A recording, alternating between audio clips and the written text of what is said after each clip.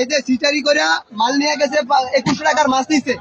2100 টাকার মাছ নিয়ে সে বলছে যে না ভাই আমি সদাইটা ধুয়ে আসি, সদাইটা ধুয়ে আসি, তারপর মালটা ধুয়ে আসি, মাছটা ধুয়ে আসি, তারপর আমি সদাইটা নিবো।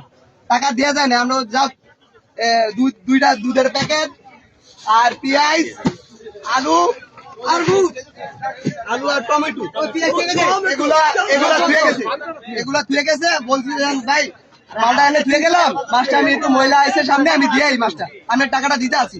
তারপরে বললাম যে ভাই যান যান আপনি গিয়ে মাছটা দিয়ে আর টাকা দেওয়ার পর আমরা সদাই নিয়ে সদাই নেওয়ার পর বলছে দেন আচ্ছা আমরা ট্রাই করছি দেন কি রে কষ্টিপ পেছানো, এই যে কষ্টিপ, এই যে এই জায়গাতে কষ্টিপ দেখা যায়, মানে আমরা সন্দেহ হয়েছি যে কষ্টিপ দেখে কষ্টিপ তো থাকার কথা নেই। দেখেন এটা তো দুধের প্যাকেট না, এটার ভিতরে হচ্ছে হলো বালি, ঠিক আছে?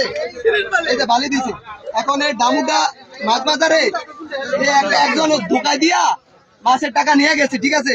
আর দামুটা শুধু মাছ বাজারে ঢোকে না, যে ধোকা দেয় সে ব্যবসায়ী সব জায়গায় ধোকা দিব। আপনারা সবাই সতর্ক থাকুন, ঠিক আছে?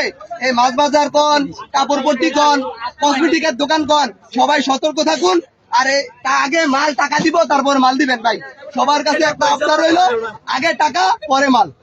হ্যাঁ যাই হোক, হ্যাঁ যাই হোক, টাকা দেন মাল দেন।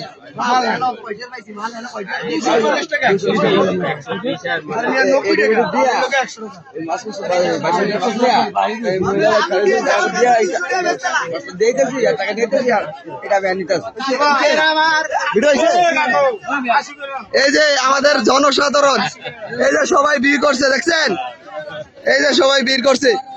আপনারা সবাই সতর্ক থাকুন।